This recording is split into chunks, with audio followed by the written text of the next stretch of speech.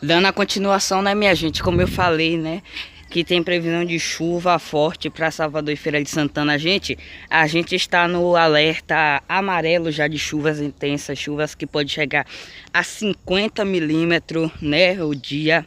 E no momento o tempo tá virando, vocês veem aí, tá muito carregado, principalmente no sentido de Salvador, no sentido de Feira não tá tão carregado.